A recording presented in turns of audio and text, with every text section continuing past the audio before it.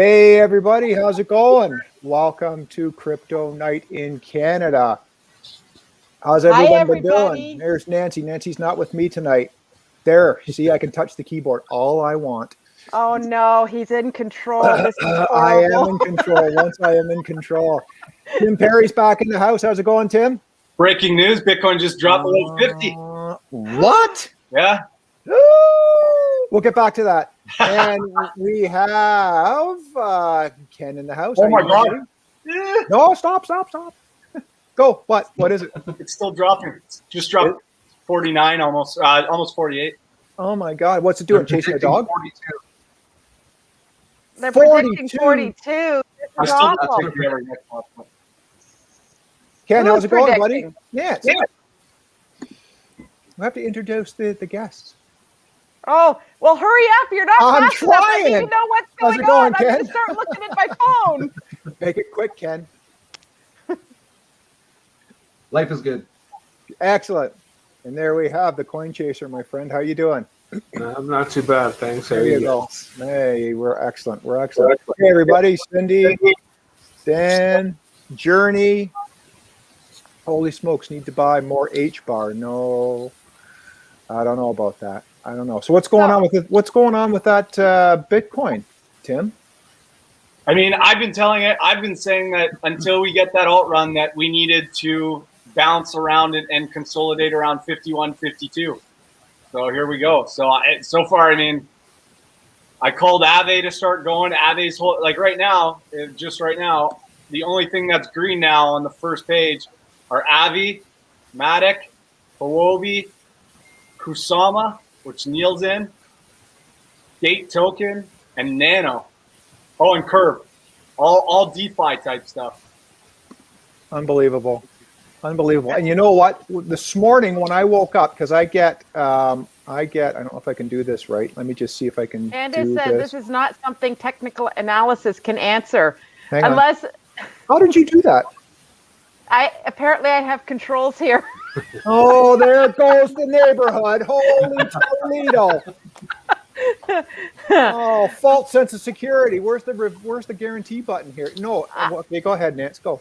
No, you figure out. Why don't you pull up the chart and we'll look at it. No, I'm not pulling up a chart. I just wanted to pull up something here that just one sec here. That this was the email I got this morning, and it said 24-hour hot searches worldwide.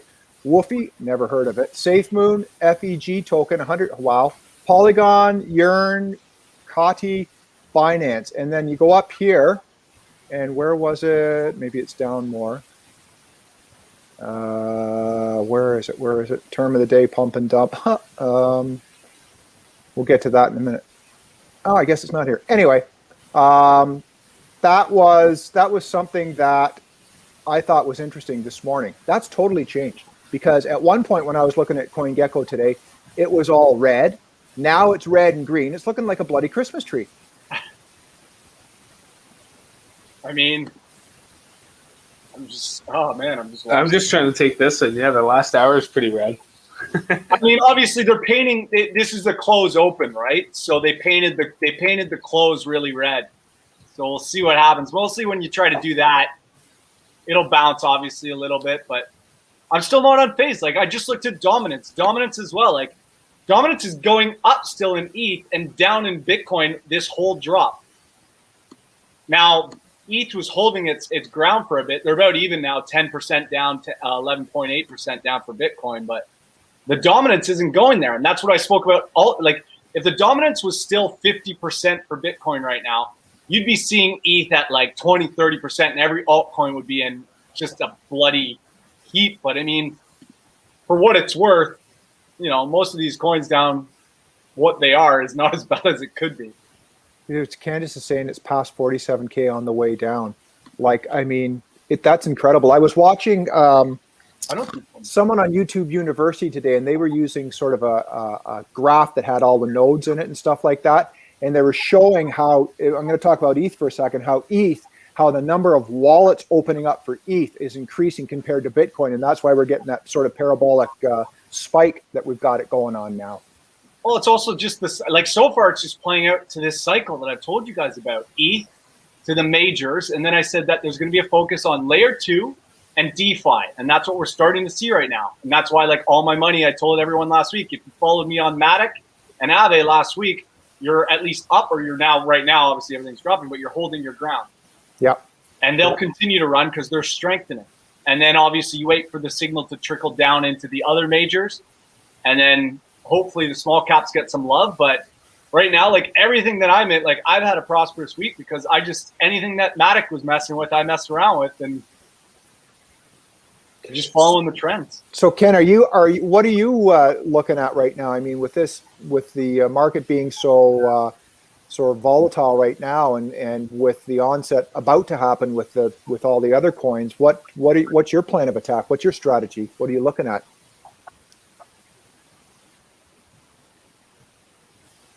I really don't have one. I'm in the long haul with Shiba. So I'm sticking with Shiba. With what? Am I breaking up? No, it's a joke. I told you to stay away from the dog coins. No, I'm going to stick with Shiba. Well, wasn't there a bit of a something that happened there with Elon, or not Elon, with... I can't say his name, so I refer to him as VB. Yeah, there you go, Voldemort. Yeah, he pulled it all out of liquidity, and then he sold 10% of it. But that's the SHIB guys, the devs problem. They sent Vitalik all the SHIB that they were burning. Instead, they sent it to Vitalik's wallet. Now, I still don't think Vitalik should have done what he did. He did donate it to the $1 billion to the Indian COVID relief fund, that's cool and all. You could have done that with your other Ethereum, but you screwed obviously the dog coin. So I think it was a little bit of a low blow. And I've jumped in on these dog coins just for fun, just because you play trends, and I'm gonna always be an open mind. But the fact is, like, I saw a lot of people on crypto Twitter today, like, oh, thank God, like, Vitalik did that. I'm like, I don't agree. Like, I don't want anybody to lose money, and I don't want anybody to get screwed. And especially when it's the guy who, started Ethereum that did this. I thought it was petty. Didn't you say that there's like 25 coins associated with Doge? No, there's way more. There's like Akita Inu and Shiba Inu and Papa Inu and Pug and Husky and Tiger King now, and only the dogs are running. But I mean, I told you today. Pun intended. What's that? Pun intended. Yeah. But I mean, I was in a dog coin the other day. I got in right away because I'm like, I'm gonna get in, something that's on the ground floor, and luckily I did. I did a 25x that day, and I literally today, because of that, it went all the way down the 25x. I was down 50%, and now I'm back up a 3x again. So I think it's revenge of the dog coins after that. I think they're going to come right back at it. Really? Do you think that they're going to come back through Reddit, through a revolt, or do you just think it's going to be naturally through the altcoin system? I think it's just the altcoin system, and the reason the dogs are pumping is because Elon's pushing this Doge narrative and obviously Elon's being, and as I presumed, I think he's being absolutely reckless. What was this tweet today?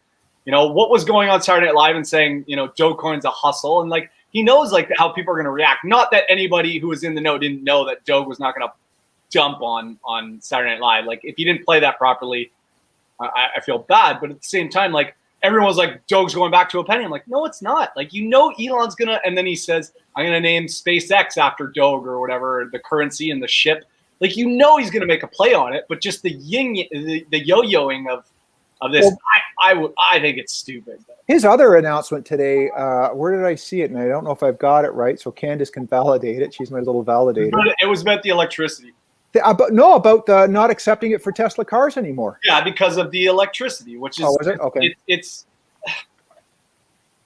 pretty irrelevant to say what you use to generate Bitcoin. I know, but there was Harvard Business Review put out an article a couple days ago on Bitcoin and its use, and it was not conclusive that Bitcoin used any more energy than anything else. That's according to Harvard Business Review. It's an attack. It's all trying to stop the momentum. Like, there's so many other things that it's not perfect for electricity, obviously, I can admit that, but I'm a big hippie guy, but like, you have to take the good and the bad, and there's so many other things out there that we could be lambasting that are way worse than Bitcoin that we should be changing. in this world. But at the same time, Bitcoin's only taking up X amount now of crypto, proof of stake, and all these other coins that are going to be, you got these lighter blockchains, you got Litecoin, you got all these things that people can shift to. So in all fairness, if people keep wanting to knock Bitcoin, as long as it brings everyone else back to a lighter blockchain and stuff like this, it still doesn't, you can't stop it. Yeah, it's interesting. I just put a link to anybody that wants to see the Harvard Business Review article on how much energy does Bitcoin actually consume. There's a lot of amazing points in there. And I highly recommend everybody read it, because I get people all the time that make comments about Bitcoin's usage of electricity and energy. And I mean, I wrote a few notes about it, but there really is a distinction between how much energy a system consumes versus how much carbon it emits. So it's really not about the energy consumption, it's more for versus the carbon emission. Also, that argument is just because people might not understand or not like it, but there's other ways to lower your impact. So if you say are concerned about your Bitcoin and some of the carbon there's other ways that you can change the way you live and maybe get rid of a car, start walking to work more. Like, it doesn't have to be, I can't touch this because it's like, I think that it's just a lot of misinformation. And I think a lot of people are unsure about what's going to happen and are really nervous if this thing they don't understand takes over and really does become a mainstay. Yeah. And we got a first timer in the house. Hi, Bud Green. Welcome to the community. Really appreciate you coming in. And Genuine's in the house. Hi. Hey. Sorry about that. That's okay. It's funny. We've also got another guest joining us tonight. Welcome, Haas. How are you? Hey, doing very well. We figured since the market's kind of tanked, we thought maybe we'd get your perspective on it. What's going on? Yeah, well, like, you got to look into this as a larger scope, right? So anytime you see a massive capitulation, you always kind of got to zoom out. What's everything else doing? We know that we're in a pretty volatile time in terms of global economics, job turnouts, and everything. So there's a lot of issues in the economy in general. So if you look at the NASDAQ, which typically if the NASDAQ does drop, that's usually a big indicator that crypto is going to tank with it. So as much as we like to say that Bitcoin and crypto isn't tied to the stock market, it absolutely is. So the NASDAQ's down 340 points. Dow, I think, is down over 600 points. 680. So it's a pretty red day in terms of traditional markets. So it's not overly surprising to see a big volatility spike. You got to keep in mind, too, when you're talking about cryptocurrency, we're talking about a $2.5 trillion market cap. These stock markets are over $100 trillion, right? So we're peanuts compared to the big guys. So when the big guys just sneeze a little bit, we drop down to our knees for a bit. So this isn't unrealistic. I've seen this a number of times, but I'm not terribly concerned. Typically, what we're going to see is a level of support at 44,000. If we can hold there, we should be fine. We might bounce off that point. But I think we're realistically safe until we get down to the 32,000 mark. That's probably more the panic button area. But right now, no area of concern. It looks like we're bouncing above. So we're holding out, at least for now. Do you think the Canadian Bitcoiners would be having a conniption right now if they were on here? I think they would be loading their wallets up right now and buying, and that's exactly what I'd advise everyone to do right now. Oh yeah, for Bitcoin, yeah. No, it's funny. Talk about when you said Haas about when the stock markets normally do normal things and then we sort of follow suit.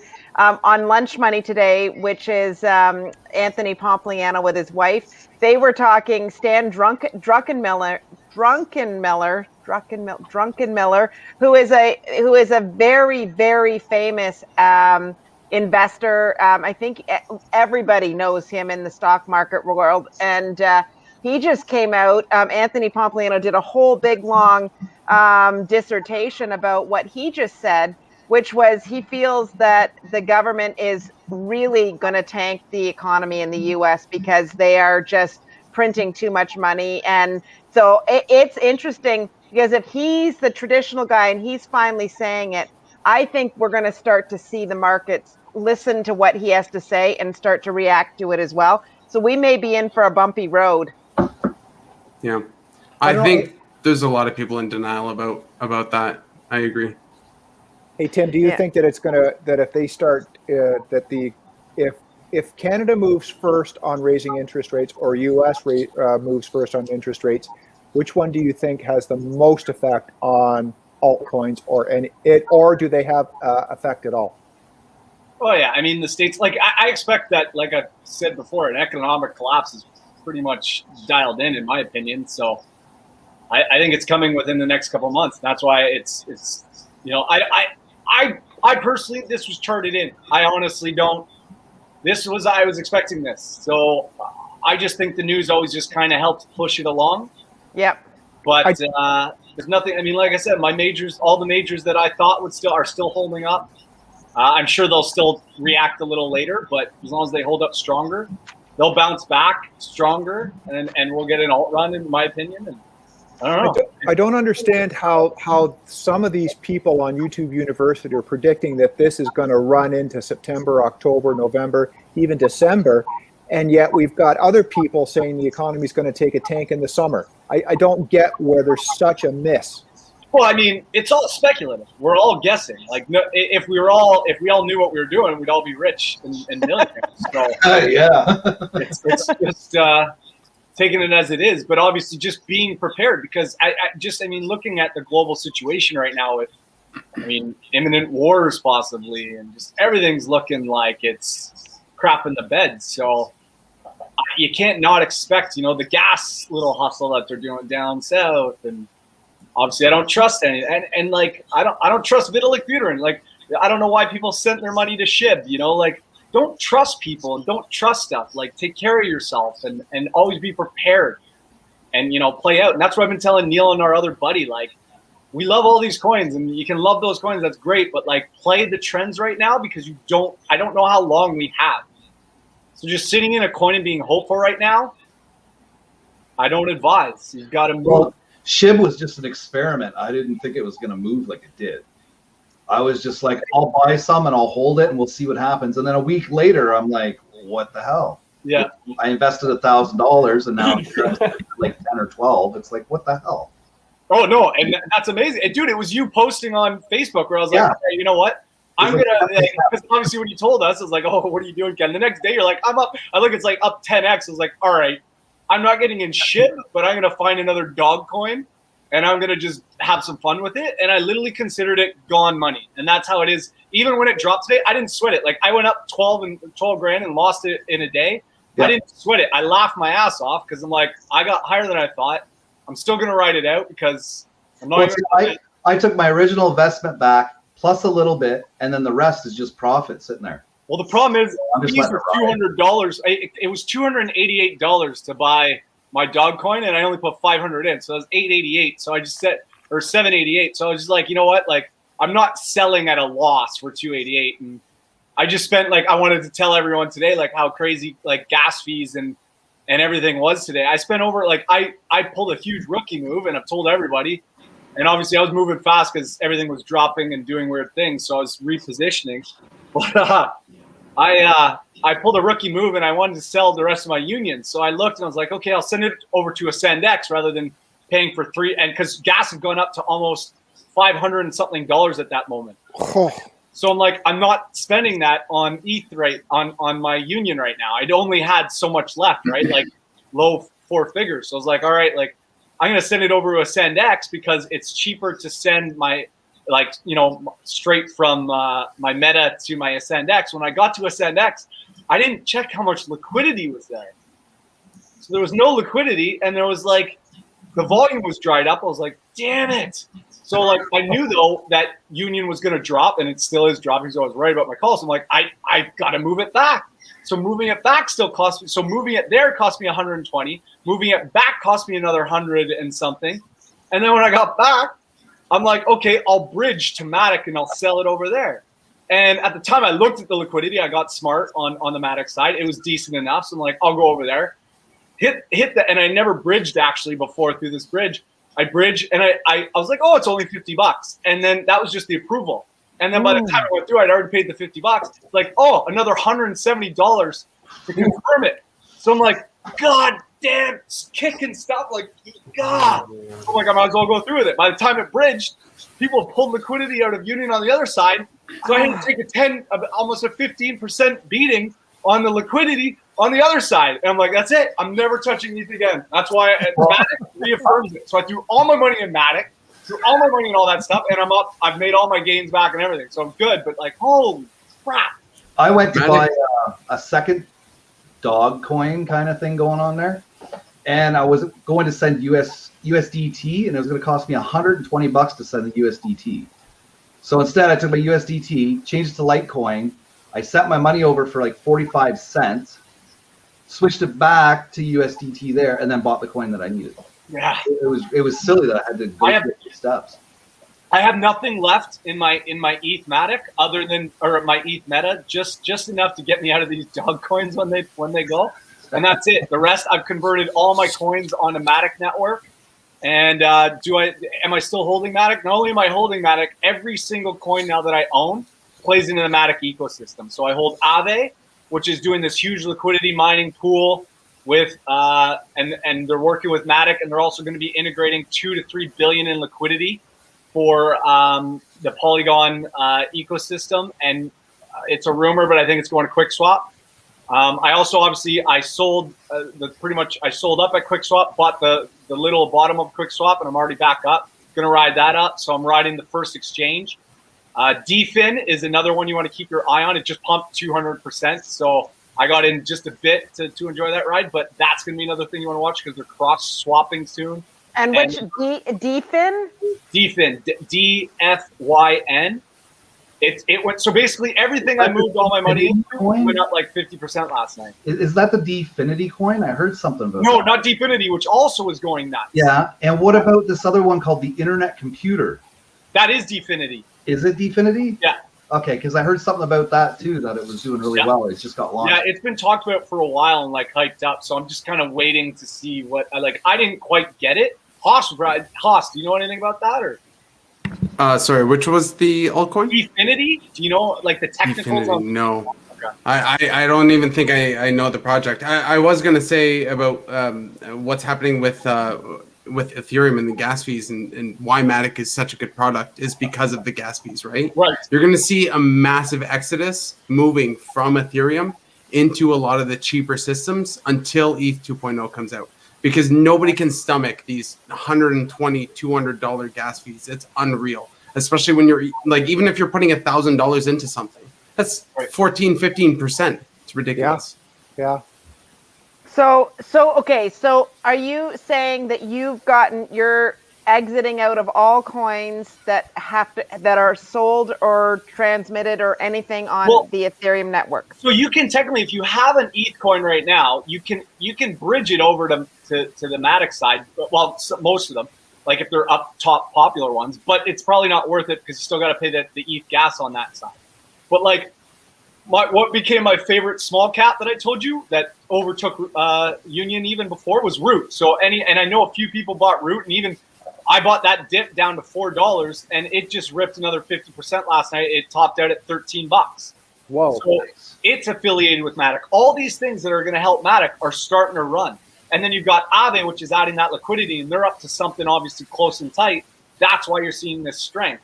So I don't know how long I'm going to hold all these for. I'm obviously going to ride Matic for a long time. I will reposition how strong I am in each coin and kind of mess around. But for the most part, like anything that's messing with Matic, I'm keeping my eye on Phantom, FTM. They also have a really good product that's like a layer 2 solution for low fees and stuff like that. I did not like Solana. I had mentioned that before. I tried to mess around with that. I did not enjoy it at all. Avalanche is another one that's being talked about, but I haven't done anything with. But these are all the ones you want to watch. It's a DeFi layer 2 solution kind of surge happening right now.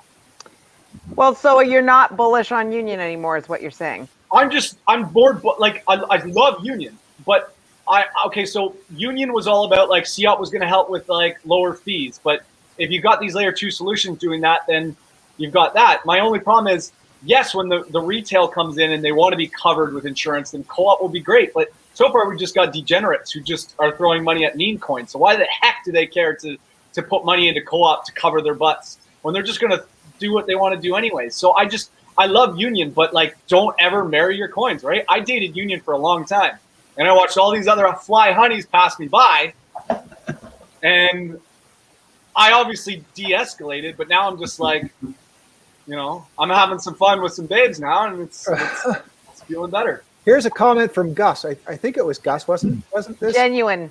Isn't that? Who was Gus the other night? The short form for Gus. Never mind. Sorry, Genuine. But what about this? Buy XRP, send RP, XRP lowest rate fees. Any comment on that, guys? Yeah, it's the same price. Matic's just the same. It's pennies on the dollar. Okay. Fun fact, do Redbeard's comment. There we go. Maybe he doesn't know what's been going on with everything dropping. I don't know. I mean, I just rhymed off those 10 coins, and they're all basically DeFi, right? Well, DeFi is supposed to have this big run right now, from what exactly. And see, and Polygon. So Matic has already bounced back. It hit $1, and it's back at 110. Ave's obviously bounced back. Hello, yeah, it's all the same. Sushi, Kusama, Leo token. I don't know that one. Waves has been on a run. But Sushi, because Sushi's integrated. Sushi integrated with Matic as well. Nano's obviously getting that like energy play right now too, because apparently it's good for energy. So here's the question: is when this layer 2 solution is supposed to come out from Ethereum in July and stuff? Version 2? Version 2, yeah. Sorry. Is it going to take the wind out of the sails of Matic and all these other ones, or is it just going to come back into the game and have the lower gas fees and life's going to continue on? I mean, I don't think the gas fees will ever get as low on Ethereum version 2 as it will with like Matic and stuff, but it'll be better to the point where I'd like to think, but Haas will probably know more about the technicals on what's happening with version 2. Yeah, I think Vitalik Buterin actually said it best, is layer 2 is actually a very integral part to the Ethereum ecosystem as a whole. The ETH system will be optimizing, but there's still going to be more than enough need for services like Matic to be on the system. Layer 2 is not in any danger of ETH 2.0. In fact, you should just be more bullish on those type of tokens. So you're saying that it would be a good time to potentially get out of Union then? I don't know too much about Union myself, so that's... Okay. Long term, I played the chart. Obviously, I sold most of it at 10 cents roughly, and then I held about 100,000 left to just what was today. And it just came down to following the money and the narrative. I'm here to make money. I know Haas and we all disagree with this, but I don't know how long blockchain is going to be around, or at least, and I'm going to play it right till I always have money in blockchain because I trust it more than fiat. But I want my little property and stuff. My end game is freedom, right? So I'm here to make money. And Union's just every single insurance coin. And I scope the narratives now. I don't even scope, because one coin, look at NFTs right now. Eternity, Omi, they're doing good things. I mean, Omi listed, I think Ken was the one who said post on 4 exchanges. They're not doing good things. They've got good team. They've got all this. But the narrative got sucked out, right? All the air got sucked out of the room. I've watched the dominance drop on NFTs, and Theta owns 50% or something of the NFT 1% that they own of the market. So you do all that math, and you just go, okay, well then no money's going to be flowing there right now. So when I looked at the whole narrative, as much as I like Union, think it's still the superior insurance coin, Bridge Mutual, Polka Insure, all these coins are no volume at all, dried up, price you look at the 30-day, they're all down in the red, whereas every other coin in the top 100 of DeFi are going up. It's a calculated play. I love Omi, I love those coins, but I'm here to make money. Yeah. Haas, interesting. Haas, you're always your favorite, I think, is B Pro, right? You're on mute. Sorry. I talk about it a couple of times. My most bullish token is easily XRP in terms of everything, in terms of like utility and everything else. So that's my number one holding.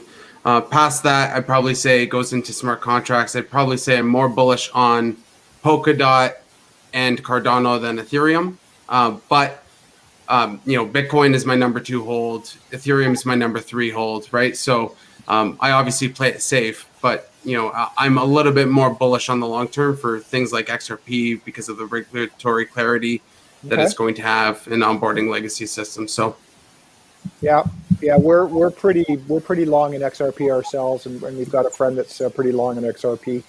Reasons. Yep. So, in all fairness, like we know that I'm not a big fan of it, but I will admit that I get now that people who know that I'm in crypto and my phone rings off the hook half the time, or I get all these messages.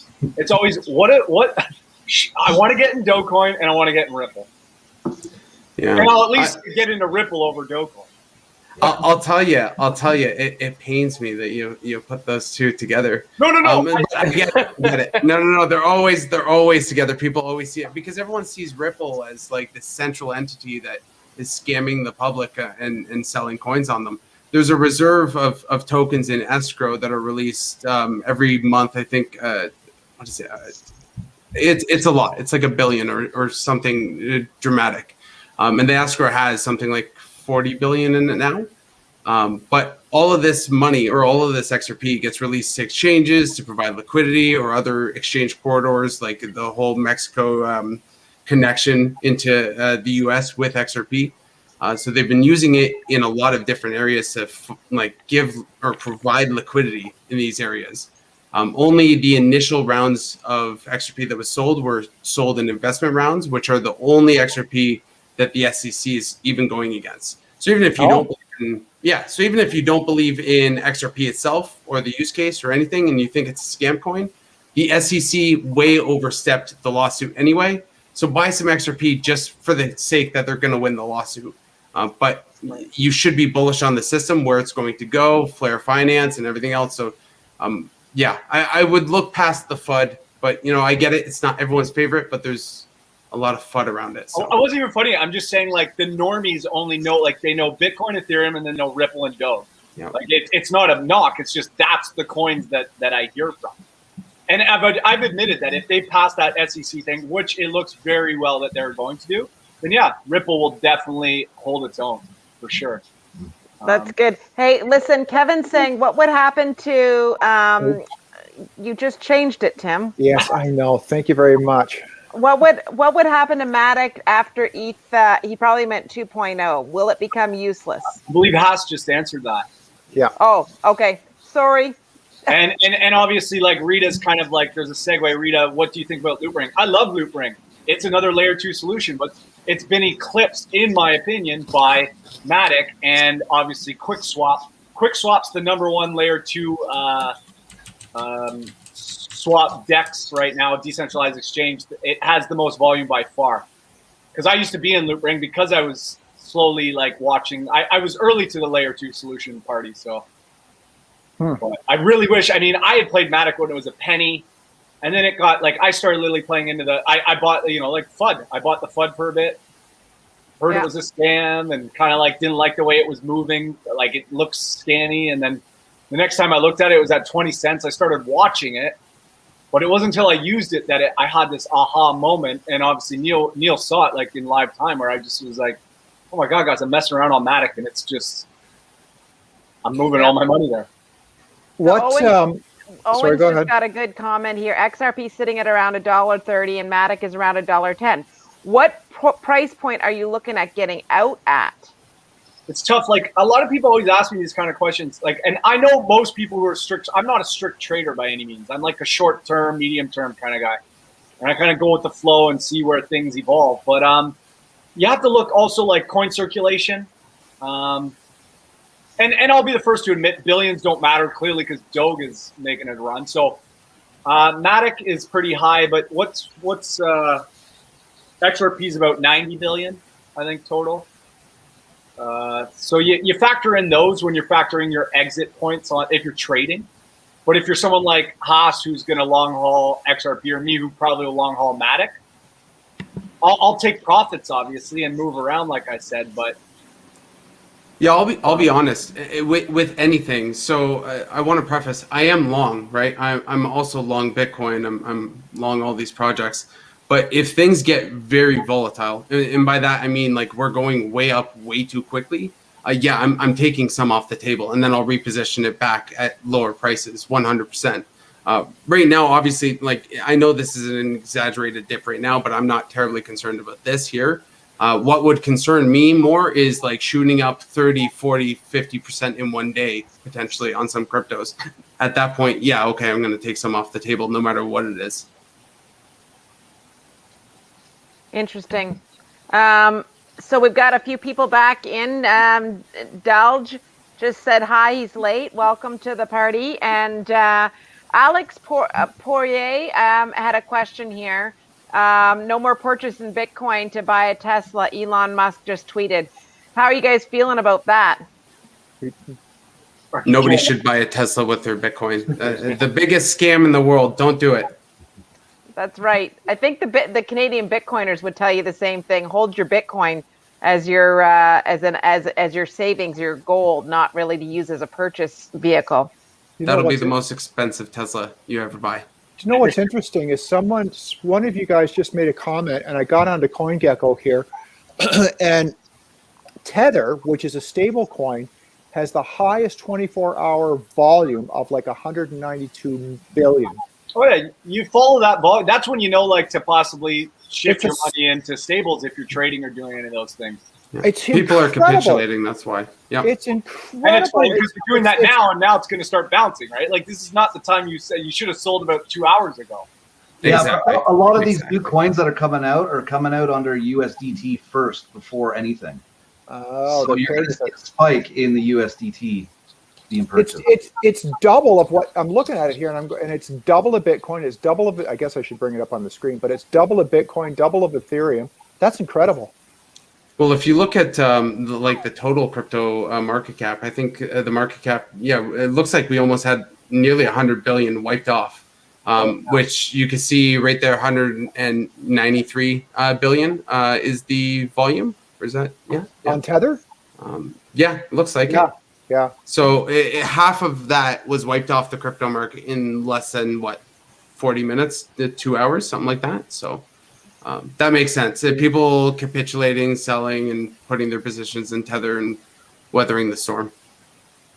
It's incredible. I don't know if you guys can see that. Can you guys see that now? Yep. Yeah, so there's the number that we're talking about there in US in the Tether there. And then it just dwarfs Ethereum and Bitcoin. I thought I don't want to pay up. Wow. So why are you thinking that this is happening? Are you thinking it's because they're thinking that the markets are going to correct? Is that what your thoughts are? Who, me? Anybody, like, is that what you guys think is going on? This is bull market volatility. Like in 2017, you should have seen the swings. Yeah, this is nothing. This is absolutely nothing. This is just a sign of what's coming, guys. Like you're going to be making money. You're going to be up and down. Like if you guys could be going up and down. I don't know whatever your portfolio is, but you could be going up and down a lot. Yeah, just remember in 2017, it was very we saw a couple. Well, I say I was a fly on the wall. They saw a couple 41% plus drops. This is nothing. I in no way am I concerned unless we breach some critical levels of support. I'm not concerned at all. So in the stock market, something drops 41% and you're down doing 3 pumps to the heart and 2 to the mouth, right? In altcoins, what, Nancy, it's CPR, right? Right, you got that, huh? Well, sometimes I have to draw a picture. But 40% in altcoins, is that something to shite your pants on? I mean, it's like back in the day, I wouldn't enjoy it now, but it's a normal thing. But that's why, like I've told you guys, like I'm being as calculated as I can. Now, if you don't have as much time, like I do this pretty much for my living now, so I can do that. So if you guys are, going to work and coming home and see your coin at 40%, it's got good fundamentals and all this stuff, don't sweat it. And you got to remember, with losing 40%, that could be one or two whales just selling out, and then you just got to wait for the market to rise back up. Yeah. See, with stocks, if it's 40% going down, there's something going on when it comes to stocks. But because it could be one or two people just moving the market. And this is why I you know what I told Neil and my buddy today is like all these little niche things, and the biggest like narrative that you could say that crypto needs, especially DeFi and stuff, is liquidity. And I just learned that today when I shifted over and had to take like a huge buzz cut off the standard price for my union, but there was no point going back and paying all the gas fees and stuff. But like I learned, you know, that's how important liquidity is. So that's why I'm just going to go for all these things that are moving liquidity around and providing it and building more systems for that, aka Aave and stuff like that, because that's where these institutions and stuff are going to go. So as much as I love these NFTs and my insurance coins and all that, I'm just going to stick with the giant narrative for now. And if NFTs go for a bit, obviously I'll jump back in. But are NFTs doing anything, Neil?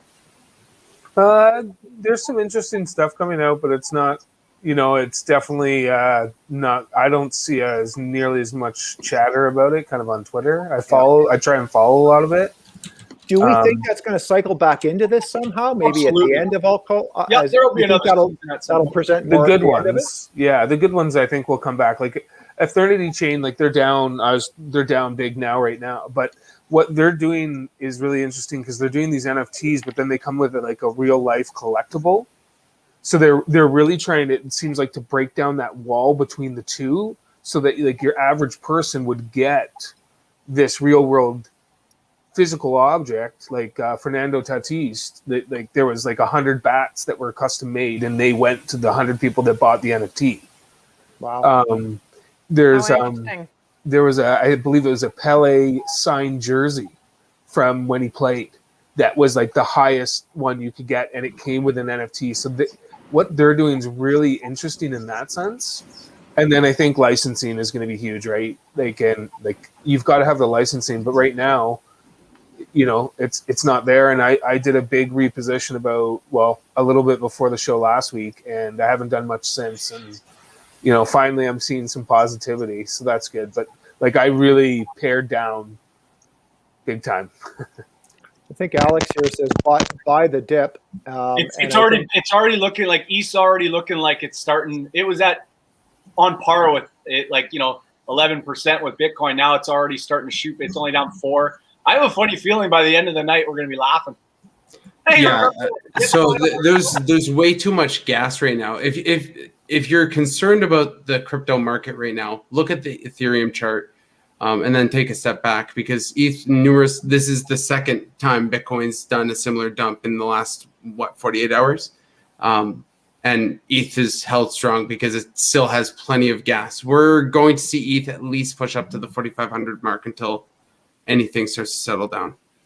And the dominance too, like that's what I try to explain to the Bitcoiners, right? It's not that Bitcoin's going down, like going to be, you know, going down with dominance. It just means that the dominance means that the alts absorb Bitcoin's drops a lot easier than they would if Bitcoin's dominance was way higher. Even more so to that, because now we don't only have Bitcoin dominance dropping us down, we have Ethereum's dominance holding us up, right? Oh. Because Ethereum's dominance is almost at 20%, almost an all-time high for it. So, oh my God, yeah. Yeah. So when ETH does anything now, you got to suspect that the market is going to move with ETH, right? Yeah. So now it's no longer the talk of just Bitcoin dominance. That's out of the picture. We're talking about Bitcoin and Ethereum dominance. Very important. So now there's two to watch. Yep, exactly. But ETH dominance, like it rises the alts tides higher than even Bitcoin does. Yeah. So. Yeah. I don't know. I'm giddy about this. As much as I was super excited when I saw it. I was just like, oh yeah. It sucks, but how alt and Ethereum are reacting to it is like ETH will be in the green probably by tonight. Yeah. So I'm looking at this site called Crypto Bubbles, and like 10 minutes ago it was all red. I was looking at the hourly, and now it's like half green, and you can set it up by like the week, the day, the hour, and stuff. So it's going, but I'm getting used to this because I've seen it. It's when I had my little like freak out, and then I pared down and consolidated like a week and a half ago, and I'm kind of like, but Kusama was killing it before. It's still in the green for the day. Like I'm looking at the positives. KSM is one of my favorite coins too. I've been talking about it, the fact that it wouldn't go below 400. I said that 3-4 times, and then of course it went below 400 numerous times. Finally, we got KSM going to 500, and look how it's just held up there. I love it. It's my biggest bag actually now. Like after it's already back up to 500. That's amazing. Yeah, it's my biggest bag, and I did a complete so that's where I am right now. Yeah, it's a fantastic coin, easily 4,500 plus. And they got a lot of big news coming, and then actually in my reposition I did DOT, so I'm hoping just to kind of jump from side to side. Yeah, and ride the wave. Yeah, because even if you get stuck in one, you're in something that is not going to go anywhere, right? And I've tried to explain to some people the psychological, and I've told that to Neil. Like if you're in these like OMIs and these more random coins, and you're sweating too much, it's probably because psychologically you're over leveraged in it. Because I'm in Union at my 100,000 K left that I had in it or whatever, not dollars but coins, and I didn't sweat it. But then I just realized I don't want to be stupid with my money either. But when I had a lot more, like 500,000 coins, I was feeling that heart palpitation because I was over leveraged. So listen to your emotions.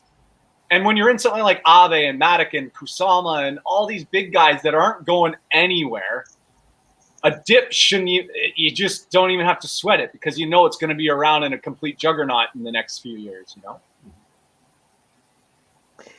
It's funny just thinking about we started this live stream 46 minutes ago, and everybody was like, what is going on in the markets? It's all taking 46 minutes later. Wow, look at that. We're all in the green again. It's actually quite fun. It's insane, really, if you think about it. Yeah, it's lovely. We're also at 67 viewers. We have quite a few new people to the community. So if you're brand new watching us tonight, thank you for joining us. We are super excited to have you here. We've got a lot of guys that love this space. And so if you've got any questions or you've got any of your favorite coins, we'd love for you to leave it in the comments. We do answer, even though we get into our chit chats, we do look over into the comments and we do answer those from time to time. So feel free to leave us anything you want to talk about tonight. Okay, now let's get on to, is anybody working on any new coins that they're going to buy or anything that they're excited or saving their pennies for to put their money into? DFIN, that's my newer one that I'm going to be stocking up on. I'm just waiting for a dip though. Hey, I know what I was going to ask. Has anyone heard of this? It's like Pokemon. It was called Ethmon. And it's kind of like where you have to go and find it and search it. And I think we're going to have people running in parks again, running into trees and stuff. Anyone heard about that? Well, Neil already mentioned over last week or a couple of weeks. Yeah, but this is Ethermon. I haven't heard of Ethmon. Yeah, Ethermon or something like that. It's like, oh no, here we go, more concussions. We've got Genuine saying CSC, Casino Coin to the Moon.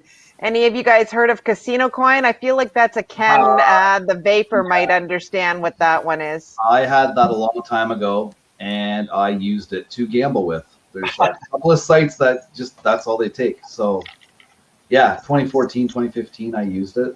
I didn't really find anything interesting about it other than the fact that it was being used for gambling sites. But I haven't looked at the coin since, so I'm not sure what it's doing. Yep. You got a bunch of Shiba in here again. Let me just, for the record. Go Shiba. Is this just another Doge? Like, I just need to understand, because I've not paid any attention to this outside of you're excited about it, Ken. Is this another Doge? No. I think it has something to do with the DeFi. I can't remember. I read the white page. But they have another coin that's linked to it called Leash. And last time I looked at that, they were $1,700 each. What? 100,000 of those coins are going to be released. That's it. Then there's something else, some other token or something called Bone. And there's going to be massive staking done. That's why if you look right now, Binance has got these 3 different offers going on for you to actually move your SHIB to their server. so that they have like tons of sheep so they can start staking and making the money off of it. Where if you put the sheep in your own private wallet, that's a sheep wallet, you would make the money for the staking. Yeah, they have one of them was a certain amount of volume traded. Another one was $50,000 divided up to anybody that transferred in more than 9 million coins, and they actually got backlogged. The system got backlogged with sheep deposits today. That was on Binance. That was on Binance, yeah. Yeah, I saw that come across my my thing today. Yeah, and then there was a third thing that they were doing. I can't remember what that one was, but because Well, I was thinking about sending all my sheep there, but at the time it was going to cost me $91 in sheep. Jeez, Yeah. Wow. that's crazy. So, That's crazy. So Genuine saying Shiba swap coming. Yes, it is. So what does that mean? I can't remember. I did read swap. about it in the white paper. It's a DEX. Yeah, it's a DEX, and I don't know if I can pull it up here.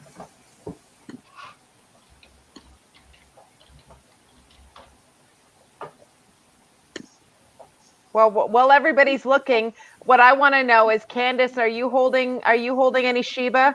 Candace is my fact checker. I feel like I have to check with Candace now on things.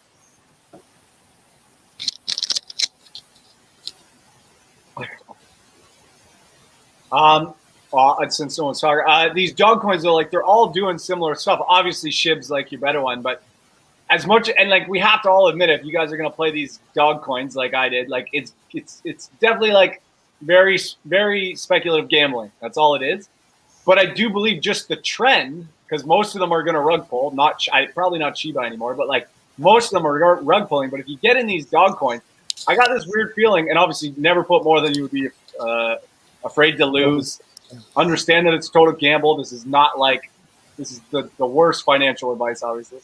But I still think just that narrative with the Dogecoin and how Elon's going off with this Doge, that all these other ones are just going to follow, because no cat coin, none of the other ones are going. So you just get in these weird ones and hope for the best. I just invested in 3. I threw like $500 in each one, and I just said, let's roll the dice. Wow. So Candace says she's not, she's not, and Owen says he bought $100 worth just as a Hail Mary play. Yeah, that's exactly that's the best. It's a Hail Mary for sure. And Tyler said the same thing. That's funny. So if you were to say, take some coins and stake them, regardless of what the outcome is, and what the altcoin season could do to them, what ones would you suggest pause? As in, which ones would I suggest to buy to stake to earn passive income? Yeah. So I think it's nice to have a mix personally, because so there are the different percentages that you can make, right? Like if you're staking Polkadot or KSM on the dot network, you can earn a yield upwards to 15%. If you're on Kraken, 12%, which is a good chunk of money, right? And then you have ADA, which is more around the 5% mark, but it's still like, is ADA still going to appreciate in value? Well, probably a lot from now. So either way, it's compounding interest.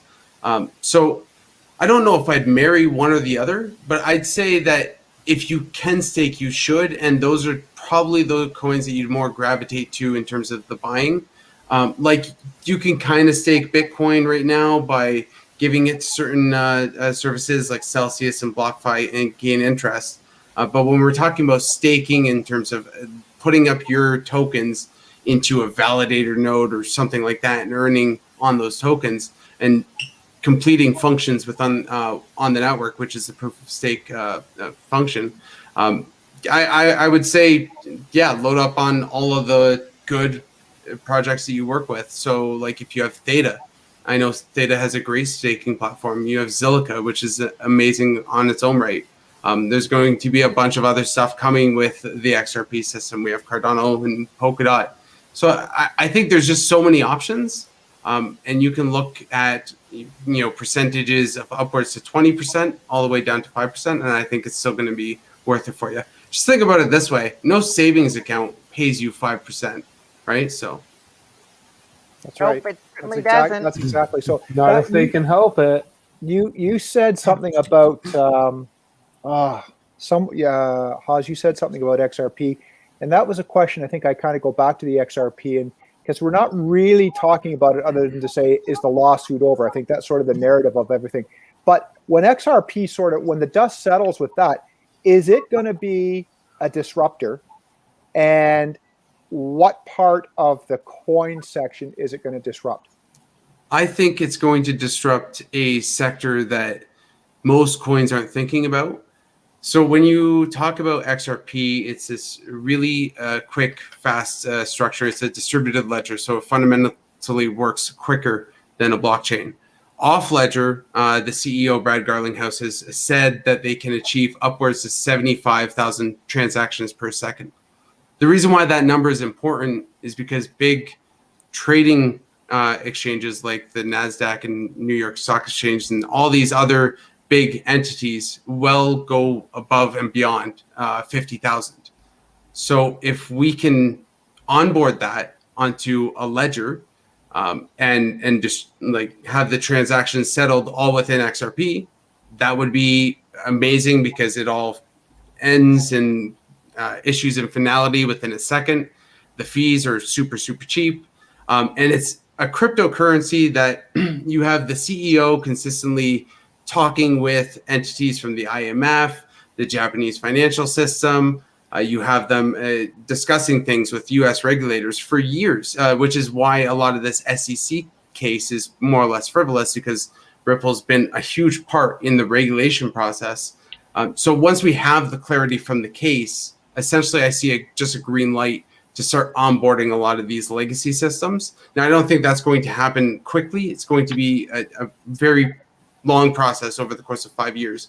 But it eventually is going to happen because at the end of the day, who are you going to trust with, the legacy financial system? Are you going to trust Vitalik Buterin and his Ethereum blockchain, or are you going to trust Ripple, an American company that is working to make sure that they're legislatively compliant with AML and KYC? So to me, it's a no-brainer. But I understand the FUD because everyone thinks because Ripple owns so much, they're dumping on the community. So that negative aspect, people don't know how to fight past it. But I would argue that right now governments just print money into oblivion and do whatever they want with your hard-earned USD.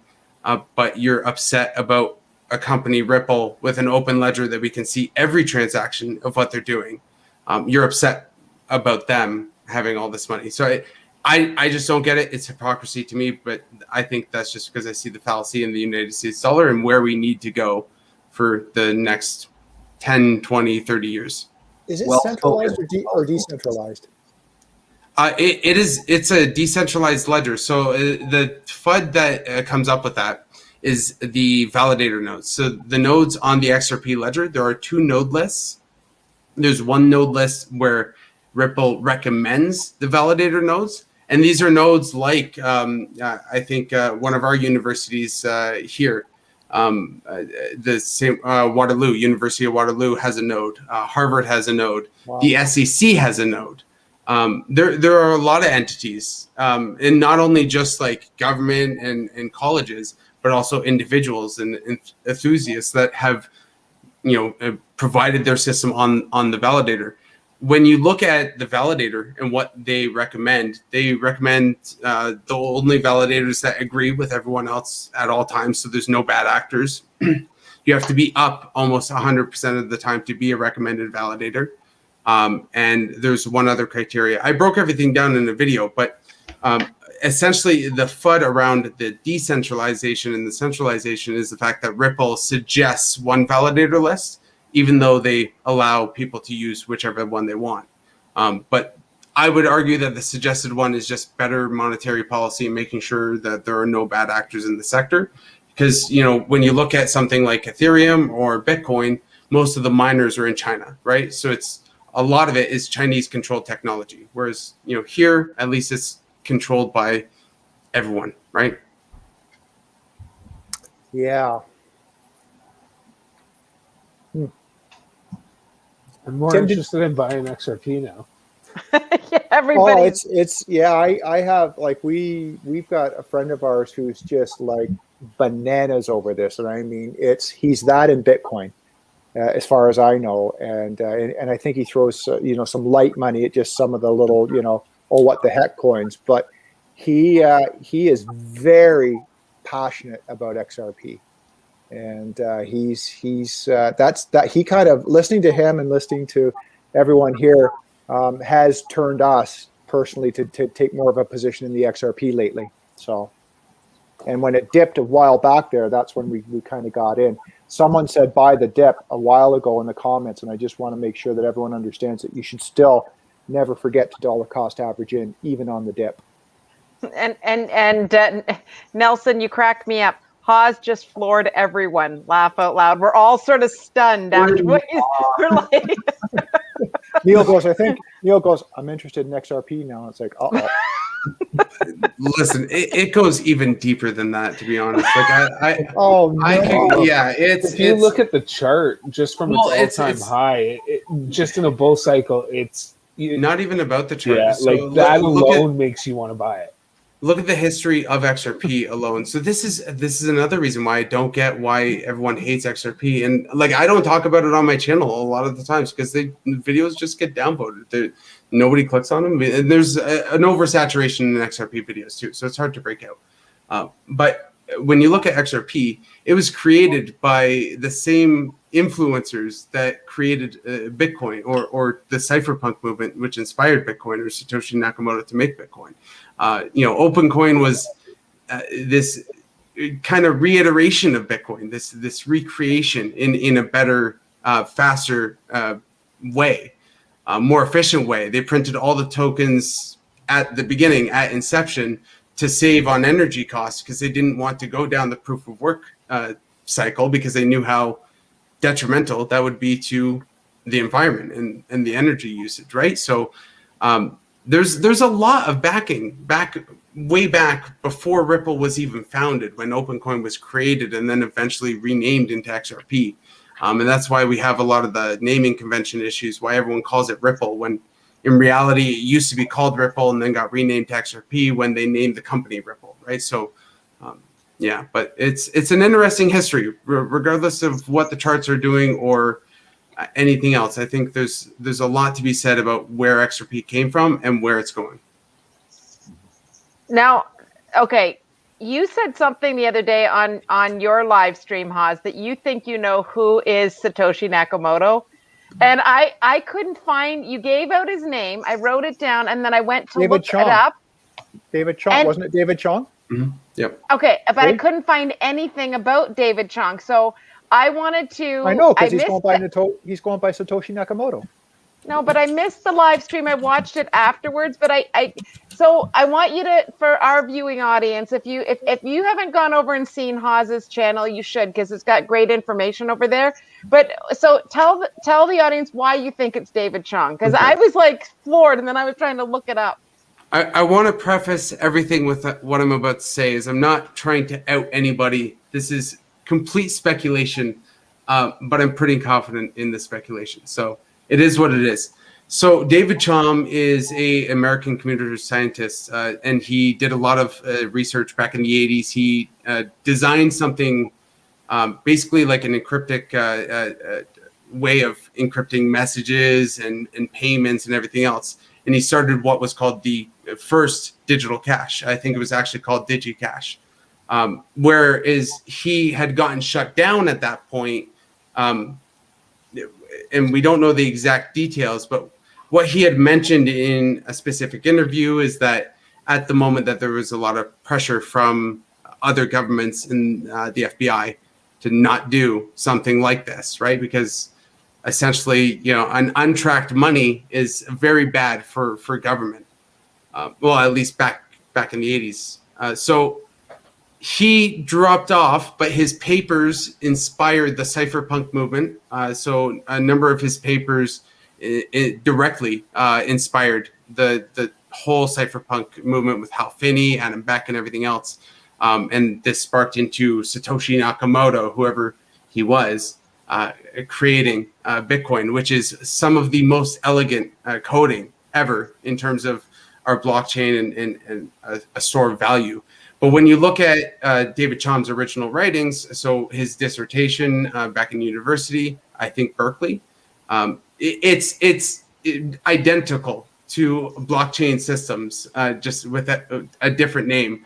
And when you read through it, and then you read a lot of Satoshi Nakamoto's work, I personally got chills when I read the difference. And I know a lot of people say that it's Adam Beck because Adam Beck writes with double spaces and everything else, but so does David Chaum, and that's a very common thing, especially for academics back in the day. So it's really hard to determine whether or not double space is or isn't. But David Chaum's work directly went to influence XRP as well, and XRP's creation. And now he's working on the XX coin and the XX network. Now, again, I'm all speculation. I don't know for sure. But I think, if anything, he's the grandfather of digital cash, and you should at least look at him for that right alone. So how would you spell his last name? Because I couldn't find him. Is it C? How would C-H-O-N-G, isn't it? C-H-A-U-M. Chaum. Oh, Chaum.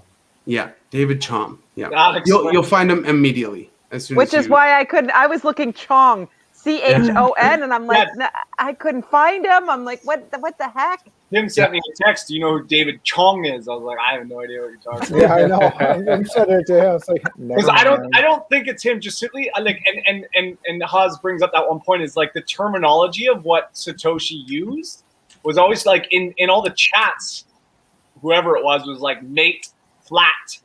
All the timings of things was like coordinated with kind of European times. He also named himself Satoshi Nakamoto, right? So it would be very feasible that he's trying to withhold his identity in some fashion. Oh, for sure. So I suspect that he wouldn't talk like his normal self anyway. And they are smart enough. So that wasn't it that Finney guy who got the first Bitcoin sent to them too? Hal Finney, yep. Yeah. Okay, that's the name. I couldn't remember it the other day. So interestingly enough, and this is why a lot of people say that Hal Finney was Satoshi Nakamoto, is because Hal Finney died when Satoshi disappeared, right? I think that was just a very nice coincidence for Satoshi. Obviously not nice, right? Anyone dying from something as serious as ALS, it's a big deal.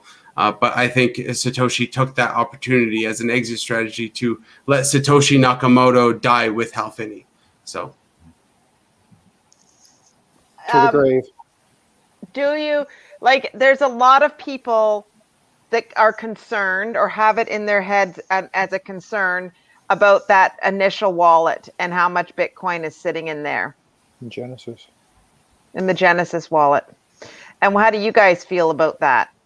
It would cause mass panic for sure, because I remember when something like a couple of years ago, I can't remember what they did, but it caused like mass panic, thinking that someone had like signed a message or something on the wallet, or I can't remember what it was, but it caused like a panic in the market. I thought that was hilarious. So I'm like, man, if like someone moves one Satoshi from that wallet, all hell's gonna break loose.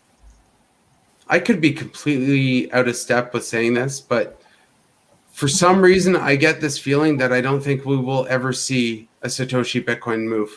I agree. I do agree with that. I'm just saying if that was to happen. Mm-hmm. But I think that they set it up that way, threw away the key, and that will be posted in a museum somewhere. Whoever made Bitcoin didn't do it for the money. No, Right? so not at all. Realistically, and I'm new to the space, but just from everything I've learned and started, like if it sat there, this was set up for a reason, and it wasn't for a massive payday in 10, 30 years. It was to totally change and, start something new. Yeah, they can't be bought. Whoever it was can't be bought. Unless it's the CIA op. Then. And if you think about, they talk about the intelligence of this person. So obviously, if this person is this intelligent, they probably had no problem making money in their lifetime. Nor will they have any trouble making money in the future. So I don't think it's a money game for them. Like this, think of, they have this anonymity, and they've created one of the most unique things in the last, well, it's going to be the thing that's going to be talked about for the century, for sure, right? So, like, that money's not going anywhere.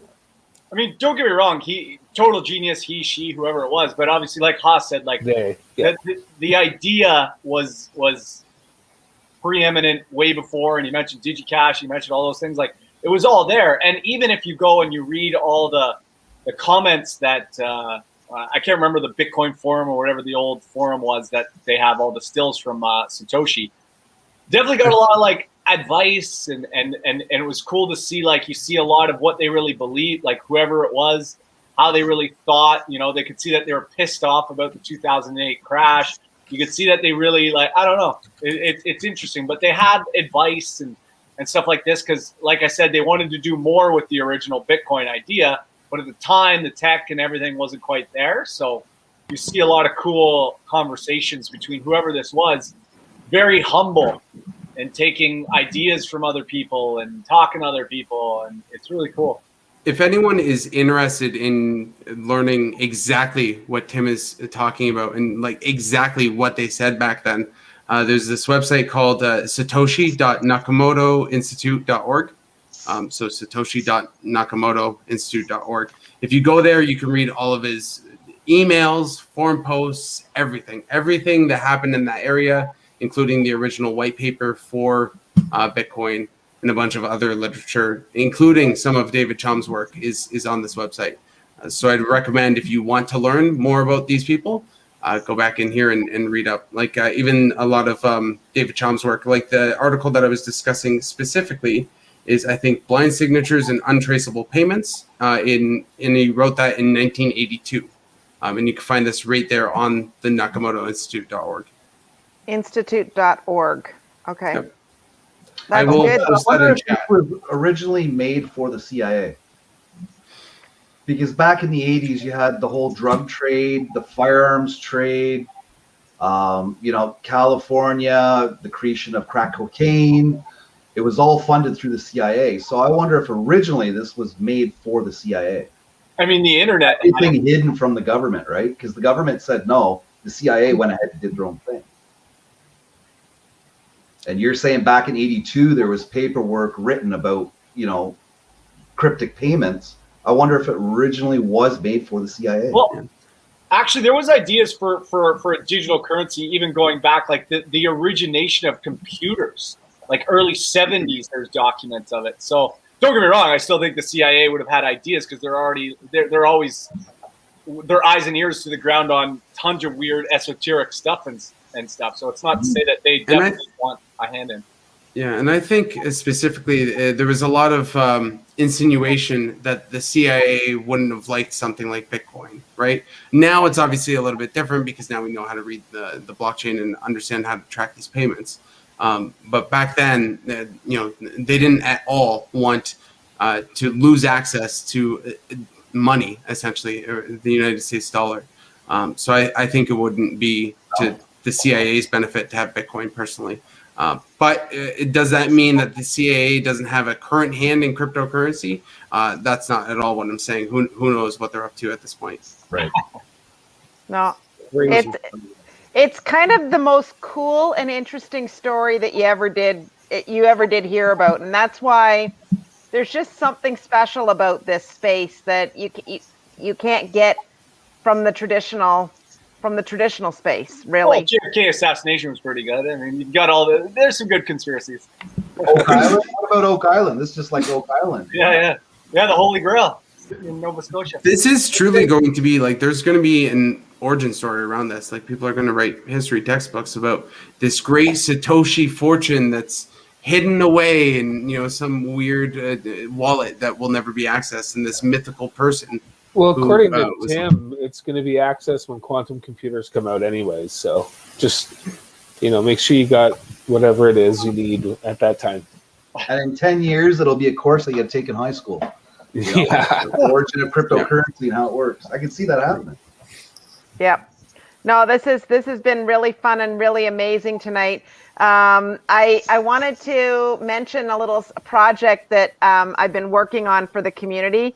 And I'm going to give you all a sneak peek at it tonight. You know how everybody's kind of funny about my purple book of ideas, and it's got earmarks, it's filled up, and all the rest of it. Well, I spent some time and I found this gal. Her name is Kat Theo, and she does side hustles and all that sort of stuff. And she talks about how you make your own side hustles through making your own journals and stuff. So I actually made a journal for the group, and it's called The Candlestick Confidential. And it's got pages in here where you could do your investment watch list. So you can put down your investment coins, the symbol, who referred it to you. So then we can keep track. Was this a Ken, or was this a Neil, or was this a Haas, or was it a Tim Perry? And what date did they say these things? As I had so many symbols written all in my book, and I go, I can't remember who the heck told me that symbol, and all that sort of stuff. So it's got a place to put all your passwords, because we all know that nobody likes to, in crypto, you should be keeping your passwords separate and offline. So there's a password section, and there's a monthly planner and a monthly statement where you can put all your dividends or your gains or whatever. So anyways, so I just and the back, it's dedicated to the nickel and dime crew. So I know Ryan wanted to launch it. I'm not sure, he hadn't been feeling well this week, so I'm pretty sure he's still not feeling 100%. But anyways, so there are different sizes, and you can find them on Amazon under Candlestick Confidential. So I just thought I would mention it, that there's a purple one, there's a green one, and then there's a red one that's for bigger if you need more eyesight or whatever. So anyways, so if you want to, for the large investments, for the people who need glasses. So anyways, it's been fun tonight, guys. Thank you all so much. And there'll be links to the Amazon stuff if you want to go and get yourself one. And we really, really appreciate everything you guys bring to the table. Haas, thank you for popping on. Ken and Neil, as always, great to see you. Tim Perry, now I feel like I have to go and tell my husband he's got to sell some stuff. I was like, half the night, I'm like, I can't talk. We got to move this. We got to change that. Anyways, but I love you to pieces for coming. And so we will see you next week at Crypto Night in Canada. Take care, everybody. Thanks, everyone. Good night. Night.